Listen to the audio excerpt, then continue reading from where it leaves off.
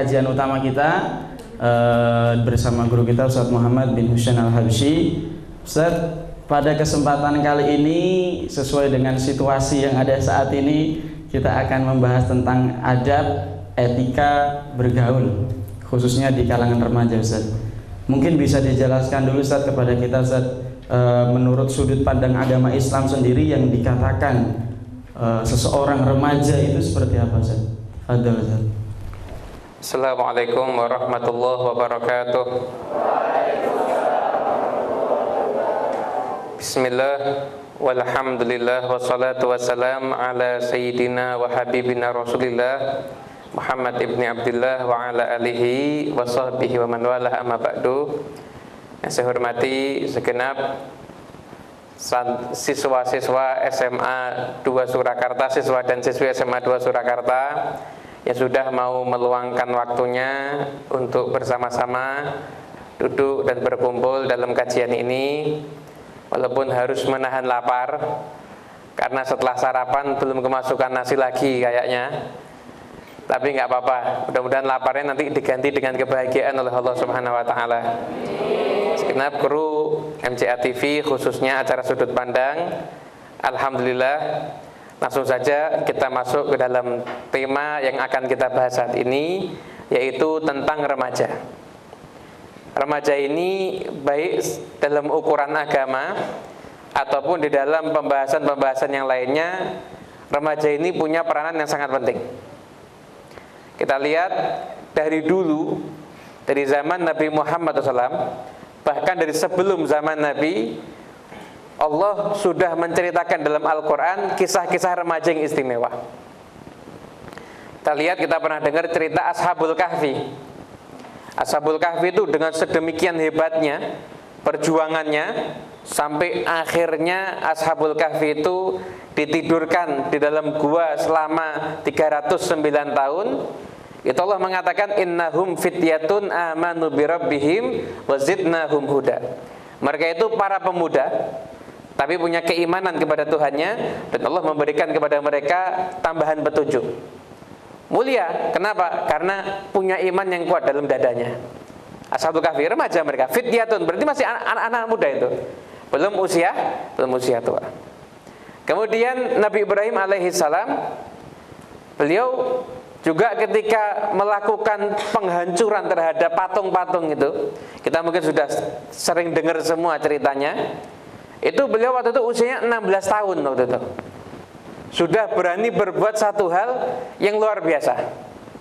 Kemudian Nabi Muhammad SAW dari muda beliau telah menjadi orang yang jujur. Dan sekarang anak muda ini kepengennya tentu setelah SMA pasti akan kuliah ya. Di antara kuliah juga sebagian ingin saya sambil usaha, pengen menjadi entrepreneur. Nabi Muhammad SAW, beliau itu seorang entrepreneur sejati. Kalau dikatakan orang mau kerja itu harus butuh modal, Rasul enggak.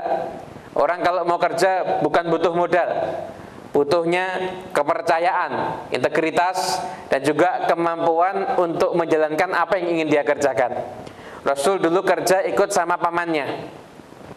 Setelah ikut sama pamannya merekomendasikan Rasulullah SAW untuk kerja sendiri. Hingga akhirnya beliau dikenalkan dengan saudagar kaya yang namanya Khadijah.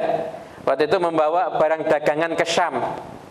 Jadi waktu itu kalau orang dulu itu cara kerjanya begini. Dari Mekah bawa barang ke Syam, nanti di sana dijual, setelah sana dijual nanti ditukar barang lagi, dibawa ke Mekah, dijual ke Mekah. Begitu sistemnya. Jadi Rasul waktu itu jadi orang yang menjalankan usaha itu. Itu membawahi bukan cuma, kalau sekarang anggap satu unta itu satu kontainer. Waktu itu Rasul bukan cuma puluhan unta, tapi ratusan unta, ratusan kontainer. Padahal masih usia muda waktu itu. Dibawa semuanya sama Nabi Muhammad SAW. Sudah punya kemampuan, sudah berbuat sesuatu. Anak muda sudah berbuat sesuatu, sudah punya karya. Begitu juga ketika Nabi Muhammad SAW pindah ke kota Madinah, setelah itu akan ada berbagai macam usaha untuk pelebaran dakwah. Rasul pernah mengatakan, nasarani syabab wa khadalani syuyukh. Yang banyak membantu aku itu para pemuda, dan yang sering membuat aku repot itu orang-orang yang sudah tua.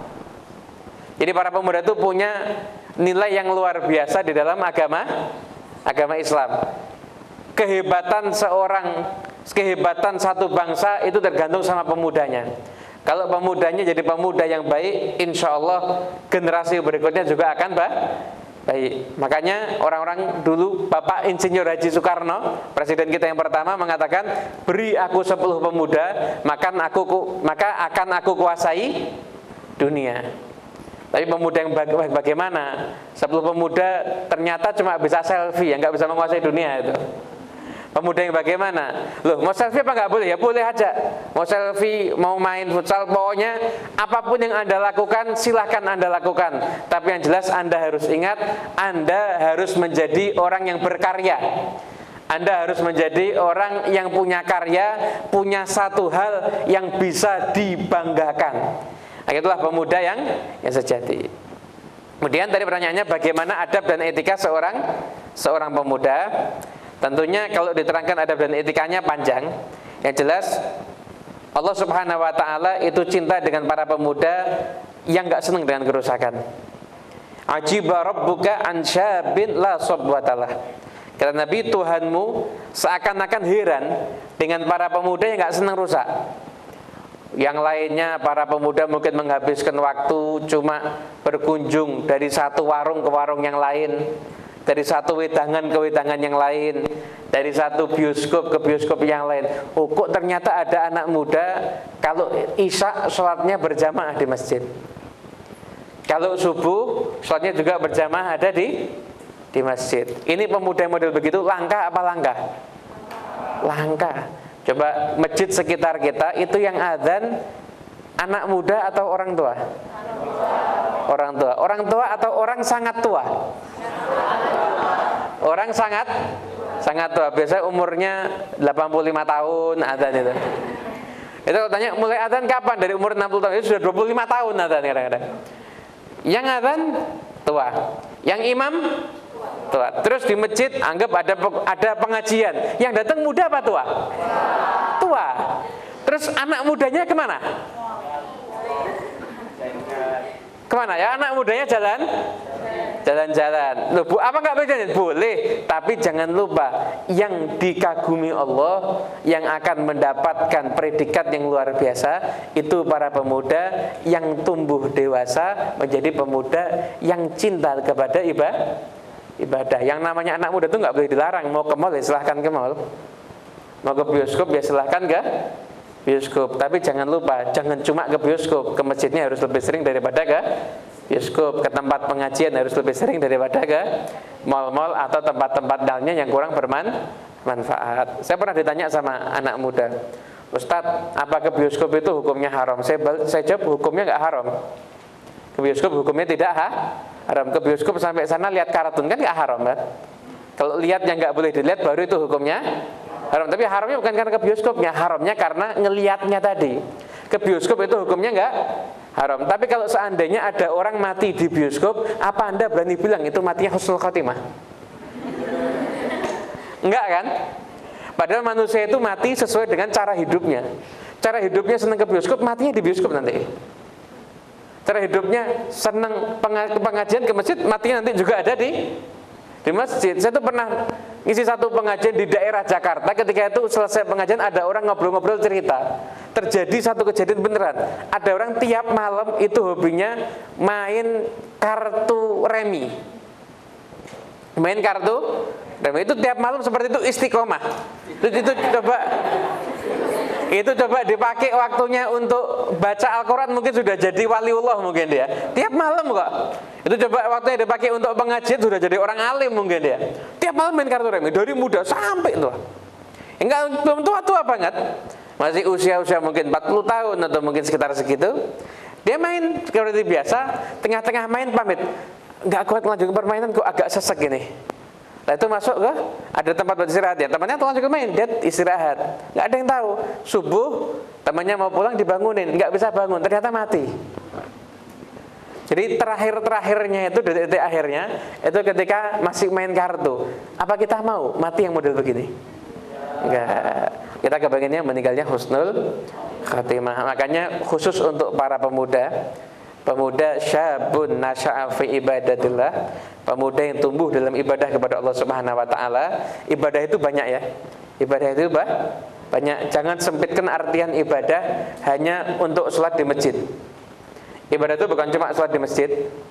Ibadah itu bukan cuma baca Al-Quran. Ibadah itu banyak. Kira-kira berangkat ke sekolah ibadah atau enggak? Ibadah ini. Kemudian diperintah sama orang tua, ini nak belikan rokok di warung, nurutin perintah orang tua, ibadah atau bukan? Iya. Nak belikan ibu di sini, itu ibadah atau bukan? Ibadah semuanya itu semuanya adalah ibadah. Kemudian ada salah satu anak muda misalkan dia punya semangat untuk ngajak temannya ke jalan kebaikan, terus ngajak temannya, ayo ikut pengajian, ini kira-kira pemuda ini ibadah atau bukan? Ibadah. Ada pemuda temannya kesusahan, terus dia nolongin, remaja itu nolongin temannya. Ibadah atau bukan? Ibadah itu banyak. Segala sesuatu yang bisa mendekatkan kita kepada Allah Subhanahu wa taala itu adalah ibadah. Mungkin ini pendahulunya.